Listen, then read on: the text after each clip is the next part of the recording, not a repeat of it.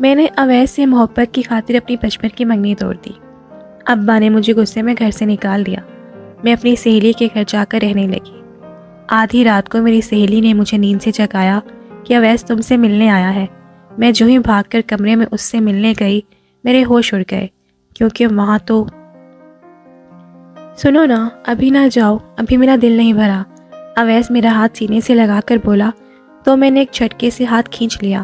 وہ بھی ہاتھ کے ساتھ کھینچا چلا آیا اور میری گود میں گر گیا۔ اٹھو اویس، جا لینے دو مجھے، ابا آ گیا تو شامت آ جائے گی، دیکھ لوں گا آج ابا کو بھی، اس نے جذبات سے مخمور لہجے میں کہا تو میں نے گھور کر اسے دیکھا۔ کیا کہا؟ میں نے مصنوعی غصہ دکھایا تو گھبرا کر اٹھ بیٹھا۔ میرا مطلب ہے تمہارے ابا سے اب ملنا ہی پڑے گا، وہ جلدی سے بولا تو میں دھیرے سے ہنس دی۔ ہاں تو مل لو، اس میں حرج کیا ہے، بلکہ میں تو کہتی ہوں ذرا جلدی مل لو، میرا بھی بھلا ہو جائے گا اور تمہارا بھی، نہیں تو ایسا نہ ہو کہ تمہاری شمعوں کو کوئی اور اٹھا کر لے جائے۔ میں نے بالوں کی چوٹی ایک ادا سے اس کے چہرے پر ماری تو وہ گرنے کے سے انداز میں دیوار سے جا لگا۔ میں ایسا ہونے نہ دوں گا، تم اپنے اویس کی طاقت کو جانتی نہیں ہو، وہ مضبوط لہجے میں بولا تو میں سر سے پاؤں تک اس کا جائزہ لینے لگی۔ کون سی طاقت کی بات کر رہے ہو؟ مجھے کیوں دکھائی نہیں دے رہی؟ میں نے شرارت سے کہتے ہوئے ہونٹ بھینچ لیے۔ ارے میں دماغی طاقت کی بات کر رہا ہوں۔ اس نے انگلی اپنی کنپٹی پر رکھی۔ اس چھوٹے سے دماغ میں بڑی طاقت ہے، تم فکر نہ کرو، میں تمہیں حاصل کر لوں گا۔ اس کے عزم سے میرا دل باغ باغ ہو گیا۔ میں تو پہلے ہی یہ چاہتی تھی کہ وہ مجھے حاصل کر لے۔ میرا نام شمائلہ ہے۔ میں نے ایک روایتی خاندان میں آنکھ کھولی تھی۔ ہمارے ہاں جہاں لڑکیوں کو پڑھانے لکھانے کا رواج نہ تھا، وہیں ان کے رشتے بھی بچپن میں طے کر دیے جاتے۔ میرا رشتہ بھی میری خالہ ذات سے بچپن سے طے تھا۔ میں اپنے گھر کی اکلوتی بیٹی تھی، جبکہ میرے چاروں بھائی مجھ سے بڑے تھے۔ وہ خود تو سارا دن آوارہ گردیاں کرتے رہتے، جبکہ مجھے جہاں بھی دیکھتے گھر بھیج دیتے۔ میں پھر بھی باز نہ آتی، وہاں سے بھاگ لیتی، مگر گھر واپس نہ جاتی۔ مجھے اپنے بھائیوں کی نظروں سے چھپنا آ گیا تھا۔ گھر میں میرا دل نہ لگتا، لہٰذا میں زیادہ تر وقت گھر سے باہر ہی گزار دیتی۔ میرے ابا نے 2 شادیاں کر رکھی تھی، گھر ہر وقت جنگ کا میدان بنا رہتا۔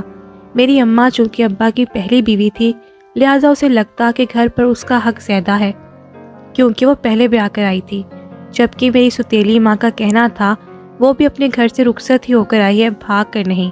یہ ایسی جنگ تھی جو دونوں میں سے کوئی بھی نہ جیت سکتا تھا۔ اماں کا پلڑا بہرحال بھاری تھا، کیونکہ اماں 4 بیٹوں کی ماں تھی۔ میری ستیلی ماں کے ہاں ایک بیٹی تھی، جو بھی بہت چھوٹی تھی۔ مجھے ابا کی دوسری شادی کا تو بے حد افسوس تھا، کیونکہ اس نے میری ماں کو دکھی کیا تھا، مگر ابا کی بیٹی کی پیدائش پر میں بے انتہا خوش تھی۔ مجھے ہمیشہ ہی بہن کی بہت خواہش تھی، مگر یہ خواہش پوری ہو چکی تھی۔ اب میں بھی اس کے ساتھ اچھا وقت گزار سکتی تھی، جیسے میرے بھائی ایک دوسرے کے ساتھ گزارا کرتے تھے۔ میں اماں سے چھپ کر اپنی ستیلی بہن کو گود میں لے کر بیٹھ جاتی، اس کے چھوٹے چھوٹے ہاتھوں اور انگلیوں کو میں حیرانی سے دیکھتی۔ میری ستیلی ماں اپنی بیٹی کے لیے میری محبت دیکھ کر خوش ہوتی۔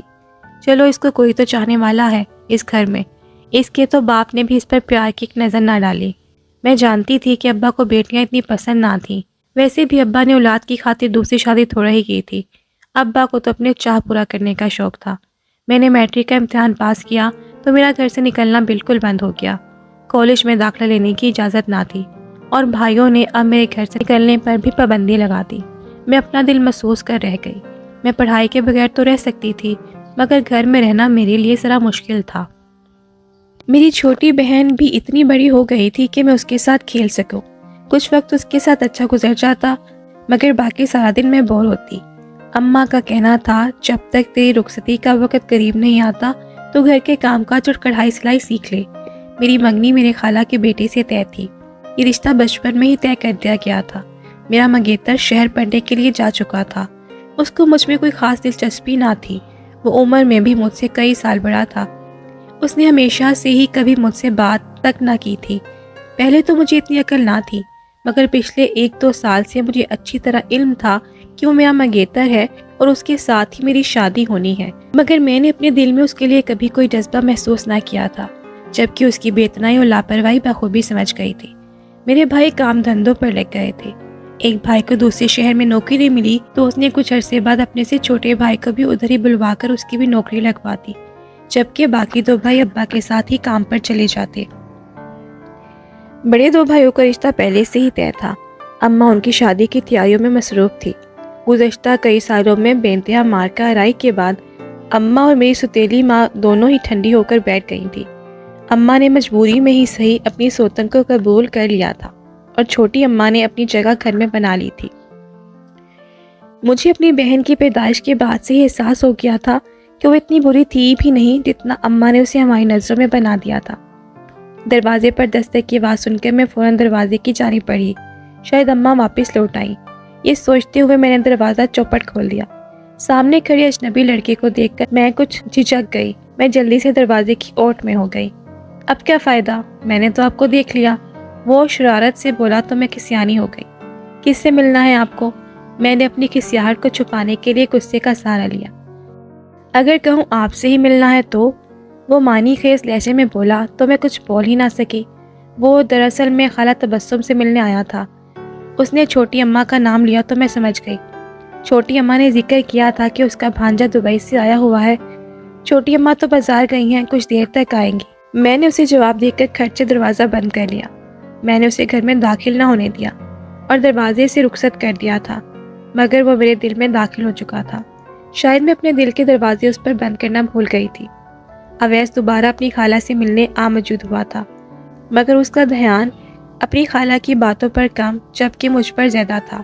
اس کی نظریں میرے ارد گرد گھوم رہی تھیں اور میں بہانے سے بار بار چھوٹی اماں کے کمرے کی طرف جاتی تاکہ اویس کو ایک نظر دیکھ سکوں۔ میں نے اس کی نظروں سے جان لیا تھا کہ آنکھ دونوں طرف برابر ہی لگی تھی۔ جس طرح میرا اس کے لیے دل دھڑکا تھا ویسے ہی شاید اس کا دل بھی بے چین تھا۔ اویس اب اکثر ہی اپنی خالہ سے ملنے چلا آتا اور ہمارے درمیان کچھ نہ کچھ بات چیت ہو جایا کرتی۔ وہ کبھی خالہ سے بریانی بنانے کی خواہش کا اظہار کرتا تو کبھی ان سے کریلے گوشت بنواتا۔ وہ کھانا پکانے میں لگ جاتی تو میں بہانے سے اویس کے ارد گرد منڈلاتی۔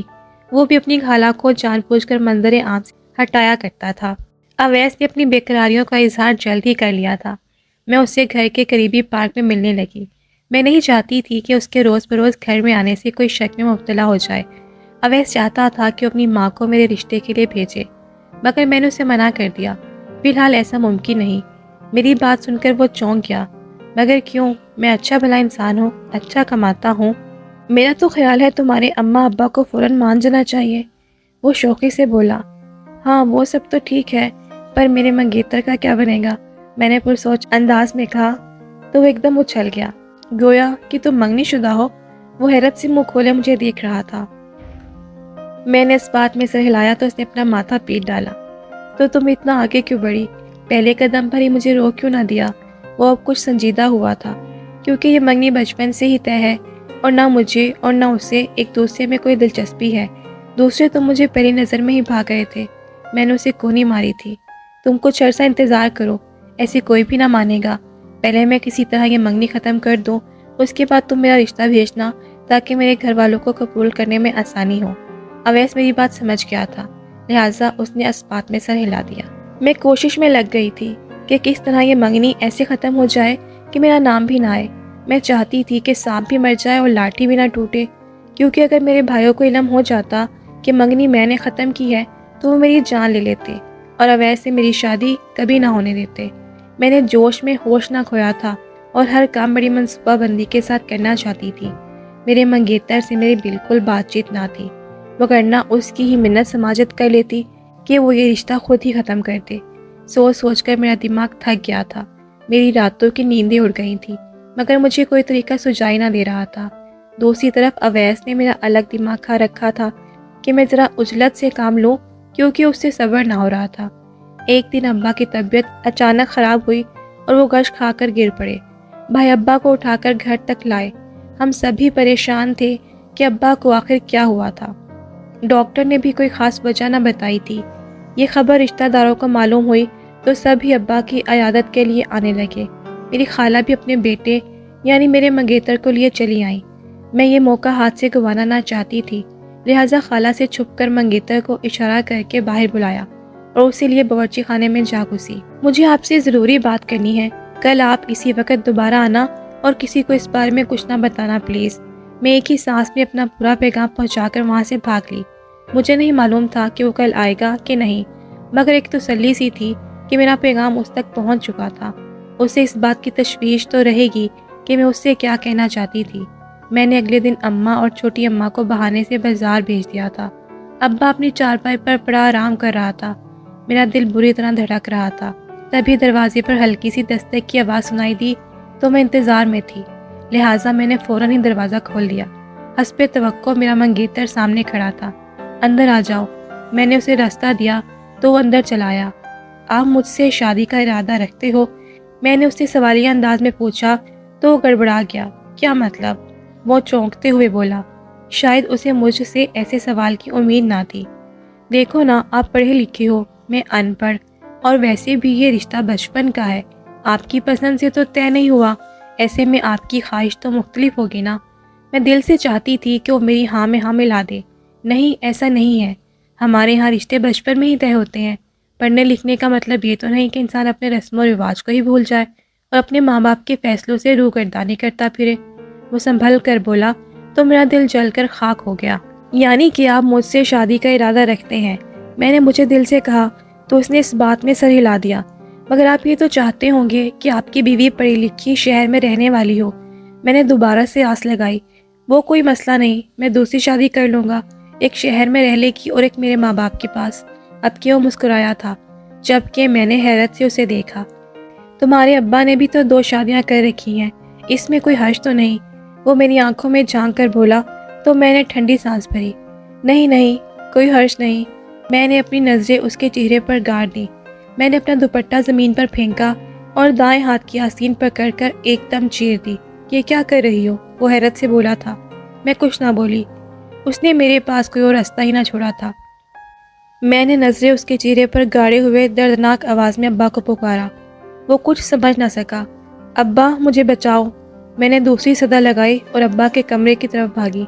ابا کمرے کے دروازے سے باہر نکلا تو میں ابا کے سینے سے جا لگی اور پھوٹ پھوٹ کر رونے لگی۔ ابا جمیل میرے ساتھ زبردستی۔ میں جملہ مکمل نہ کر سکی اور ہچکیوں سے رونے لگی۔ یہ کیا بکواس کر رہی ہو؟ وہ حیران تھا۔ خالو، ایسا کچھ نہیں، جمیل کانپتی ہوئی آواز میں بولا۔ میں تجھے زندہ نہ چھوڑوں گا بے غیرت۔ تو اندر گھسا کیسے جبکہ گھر پر کوئی موجود نہیں؟ ابا صحن میں پڑی لکڑی اٹھا کر اس کی طرف دوڑا تو میں نے لپک کر ابا کو بازو سے پکڑ لیا۔ نہیں ابا، نہیں۔ جمیل موقع ملتے ہی فوراً بھاگ گیا، جبکہ میں ابا کو لے کر کمرے میں چلی آئی۔ میری چال کامیاب رہی تھی۔ میں نے رو رو کر اماں کو ساری داستان کہہ سنائی کہ کس طرح وہ یہ جانتے ہوئے کہ گھر میں کوئی نہیں ہے پھر بھی اندر گھس آیا تھا اور میرے ساتھ زبردستی کرنے کی کوشش کی۔ اسے لگا تھا کہ ابا بھی گھر پر نہیں ہے۔ اس کا کہنا تھا کہ میری بیوی تو بننا ہی ہے تو ابھی ہی تمام حقوق میرے نام کر دو۔ جبکہ میں نہیں مانی تو اس نے زبردستی کرنے کی کوشش کی، مگر ابا نے بچا لیا۔ اماں، ابا نے یہ بات میرے بھائیوں سے چھپا لی تھی، ورنہ وہ تو شاید جمیل کو مار ہی ڈالتے۔ میں بھی خون خرابہ نہیں چاہتی تھی، تاہم اماں خالہ کو اچھی خاصی سنا کر منگنی ختم کرنے کا اعلان کرائی تھی۔ میرے سر سے ایک بہت بڑا بوجھ سرک گیا تھا۔ اب اویس کے ساتھ رشتہ ممکن تھا۔ جمیل اماں کا بھانجا تھا تو اویس چھوٹی اماں کا بھانجا تھا۔ وہ بھی اب ہمارے خاندان کا ہی تھا، لہٰذا انکار کی گنجائش باقی نہ تھی۔ میں دل ہی دل میں بے حد خوش تھی۔ جمیل کہہ رہا تھا کہ شمائلہ نے مجھ پر الزام لگایا ہے۔ اس نے خود ہی مجھے گھر پر بلایا تھا اور پوچھ رہی تھی کہ میں اس سے شادی کے لیے راضی ہوں یا نہیں۔ اماں نے شک بھری نظروں سے مجھے دیکھتے ہوئے ابا کو بتایا تو میں چونک گئی۔ جمیل نے بھی اماں کو پوری داستان کہہ سنائی تھی۔ اپنا منہ بند نہیں رکھ سکتا تھا وہ۔ میں کچھ چونک گئی تھی، مگر میں نے اپنے تاثرات سے اماں کو بھنک نہ پڑنے دی۔ اماں جھوٹ بول رہا ہے، اپنا جرم کون مانتا ہے؟ میں کہتی اٹھ کھڑی ہوئی اور اپنے کمرے میں جا چھپی۔ میں نے بڑی مشکل سے جمیل کا پتہ صاف کیا ہے۔ تم کچھ دنوں تک اپنی اماں کو رشتے کے لیے بھیجو۔ میں نے چھوٹی اماں کے فون سے اویس کو فون کر دیا تھا۔ اس دن کے بعد سے میں گھر سے باہر نہ نکلی تھی، نہ ہی اویس سے ملی اور نہ ہی اس سے کوئی بات ہوئی تھی۔ آج موقع دیکھ کر میں نے اسے پیغام پہنچا دیا تھا۔ میں خاموشی سے فون میز پر رکھ کر جو ہی پلٹی، پیچھے کھڑے ابا کو دیکھ کر میرا سانس حلق میں اٹک گیا تھا۔ ابا کی آنکھوں میں اترا خون دیکھ کر مجھے احساس ہو گیا کہ ابا نے سب سن لیا تھا۔ مجھ پر قیامت ٹوٹ پڑی تھی۔ کسی کو یقین نہ آتا کہ میں اتنا گھناؤنا الزام اپنے منگیتر پر لگا سکتی ہوں۔ ابا نہ جانے کہاں سے کلہاڑی ڈھونڈ لایا تھا۔ میں اس کے ٹکڑے ٹکڑے کر کے نہر میں بہا دوں گا۔ ابا میری جان کے در پہ تھا۔ اماں نے مجھے جیسے تیسے کر کے ابا سے بچایا، اسے کہہ کہ میری نظروں کے سامنے سے دور ہو جائے اور آئندہ کبھی مجھے اپنی شکل نہ دکھائے۔ ابا حلق کے بل چیخا تو اماں مجھے بازو سے پکڑ کر صحن میں لے آئی اور دروازہ کھول کر مجھے باہر نکال دیا۔ اماں میں کہاں جاؤں گی؟ میں روتے ہوئے بولی، تو قدسیہ کی طرف چلی جا، میں کل تجھ سے ملنے آؤں گی۔ تو باپ کے سامنے رہی تو وہ تجھے سچ میں مار ڈالے گا، تو ابھی چلی جا، صبح بات کریں گے۔ اماں نے مجھے بازو سے پکڑ کر دھکیل دیا تو میں روتی ہوئی دوسرے محلے میں رہنے والی اپنی دوست قدسیہ کی طرف چلی آئی۔ وہ مجھے دیکھ کر حیران تھی۔ میں نے اسے تمام کہانی کہہ سنائی۔ تم صبح ہوتے ہی کسی طرح اویس تک میرا پیغام پہنچا دینا۔ میں نے اس کی منت کی تو اس نے مجھے تسلی دی، کوئی بات نہیں، تم آرام کرو، سب ٹھیک ہو جائے گا۔ میرا دل بے حد گھبرا رہا تھا، نہ جانے اب کیا ہوگا۔ ابا سمیت ابھی تک کسی کو یہ معلوم نہیں تھا کہ وہ لڑکا جس کی خاطر میں نے یہ سب کیا اویس ہے۔ میں سوچوں میں گم تھی، دل کو دھڑکا سا لگا تھا۔ اگر اویس کے بارے میں کسی کو پتہ چل گیا تو اسے زندہ نہ چھوڑیں گے۔ نہ جانے کب سوچوں میں گم میری آنکھ لگ گئی، مجھے پتہ ہی نہ چلا۔ آدھی رات کو مجھے میری سہیلی نے اٹھایا کہ تم سے اویس ملنے آیا ہے، تو میں فوراً بستر سے اٹھ کھڑی ہوئی اور اس سے ملنے کے لیے بھاگی۔ وہ ادھر سامنے والے کمرے میں ہے۔ میری سہیلی نے اشارہ کیا تو میں فوراً کمرے کی طرف بڑھی۔ میرا ارادہ تھا کہ میں اسے کہوں گی کہ مجھے فوراً یہاں سے لیے چلے تاکہ ہم دوسرے شہر جا کر نکاح کر لیں۔ میں جو ہی کمرے میں داخل ہوئی، سامنے موجود شخص کو دیکھ کر میرے ہوش اڑ گئے۔ میں اپنی جگہ پر ساکت رہ گئی۔ میں آنکھیں پھاڑے حیرت سے اسے تک رہی تھی، جبکہ وہ سینے پر بازو لپیٹے بڑے سکون سے مجھے دیکھ رہا تھا۔ مجھے معلوم ہے کہ تمہارا پول کھل چکا ہے، اور یہ بھی معلوم ہے کہ تم آج رات ہی یہاں ہو، صبح ہوتے ہی اپنے آشنا کے ساتھ یہاں سے فرار ہو جاؤ گی۔ تم نے مجھ پر اتنا بڑا الزام اتنی آسانی سے لگا دیا اور یہ سوچ لیا کہ میں تمہیں اتنے آرام سے نکلنے دوں گا۔ وہ پرسکون آواز میں بولتا میرا سکون غارت کر گیا تھا۔ اسے نہ جانے کیسے معلوم ہوا کہ میں قدسیہ کی طرف تھی۔ اماں تو اسے بتانے کی اتنی بڑی غلطی نہ کر سکتی تھی۔ میں تمہیں پسند نہیں کرتی، میں کسی اور کو چاہتی ہوں اور شادی بھی اسی سے کروں گی۔ بہتر ہوگا کہ تم ہمارے راستے میں مت آؤ، میں نے لہجے کو مضبوط بناتے ہوئے کہا۔ راستے میں تو وہ آیا ہے جسے تم چاہتی ہو، کیا نام بتایا اس کا؟ وہ سوالیہ انداز میں بولا تو میں اس کی چالاکی سمجھ گئی تھی۔ میں مر کر بھی اس کو اویس کا نام نہ بتا سکتی تھی۔ اس کا جو بھی نام ہے تمہیں اس سے غرض نہیں ہونی چاہیے۔ مجھے اس سے کوئی غرض نہیں، مگر تم سے تو ہے غرض۔ میں غیرت کے نام پر تم دونوں کا قتل کر سکتا ہوں اور مجھے کوئی کچھ کہے گا بھی نہیں، کیونکہ اب سب کو معلوم ہے کہ تم نے بے وفائی کی ہے اور مجھ پر الزام لگایا ہے۔ میں تو شاید تم جیسی لڑکی سے شادی کرتا بھی نہ، مگر اب تم میری ضد بن گئی ہو۔ تم جیسی معمولی لڑکی ہوتی کون ہے مجھے ٹھکرانے والی؟ ٹھوکروں پر تو میں تمہیں رکھوں گا۔ میں تمہارے ماں باپ کو کہہ آیا ہوں کہ یہ رشتہ چونکہ بچپن سے طے ہے، اس لیے میں نے کبھی کسی اور لڑکی کے بارے میں کبھی سوچا ہی نہیں۔ اس لیے میں تم سے ابھی بھی شادی کرنے کو تیار ہوں۔ اور وہ مان بھی گئے، بلکہ وہ تو میرے وارث صدقے جا رہے تھے، جبکہ یہ میرا دل ہی جانتا ہے کہ مجھے تم سے کتنی شدید نفرت ہے اور میں تمہارا انجام عبرت ناک بناؤں گا۔ وہ سرد لہجے میں بولا تو میری ریڑھ کی ہڈی میں سنسناہٹ دوڑ گئی۔ مجھے اور کچھ نہ سوجا تو میں نے میز پر پڑا پانی کا جگ اٹھا کر سارا پانی اس کی جانب اچھالا اور وہاں سے بھاگ کر دوسرے کمرے میں آ گئی اور کمرے کو کنڈی لگا لی۔ یہ سب کیا ہے؟ قدسیہ حیران تھی۔ وہ اویس نہیں ہے، میرا سابقہ منگیتر ہے، وہ مجھے جان سے مار ڈالے گا۔ قدسیہ ایک دم گھبرا گئی۔ کیا؟ اس نے تو کہا تھا کہ وہ شمائلہ کا دوست ہے، تو میں یہی سمجھی کہ وہ اویس ہے۔ اب ہم کیا کریں گے؟ تم اسے یہاں سے چلتا کرو، وہ مجھے ساتھ لے جانے آیا ہے، میں اس کے ساتھ نہیں جاؤں گی۔ تم ایسا کرو، جیسے ہی کچھ روشنی پھیلے گی تم پچھلے دروازے سے بھاگ جانا، میں ماموں کو فون کر کے بلاتی ہوں، وہ جمیل سے نمٹ لیں گے۔ میرے پاس اور کوئی چارہ نہ تھا۔ جمیل دوسرے کمرے میں مزے سے بیٹھا تھا۔ قدسیہ اپنی ماں کے ساتھ رہا کرتی، لہٰذا اس نے اپنے ماموں کو فون کر کے بلا لیا۔ روشنی ہوتے ہی میں فوراً پچھلے دروازے سے نکل کھڑی ہوئی۔ قدسیہ نے میرے ہاتھ پر کچھ پیسے رکھ دیے تھے۔ ابھی تمام بازار اور دکانیں بند تھیں۔ مجھے سمجھ نہ آ رہا تھا کہ میں اویس سے کیسے رابطہ کروں۔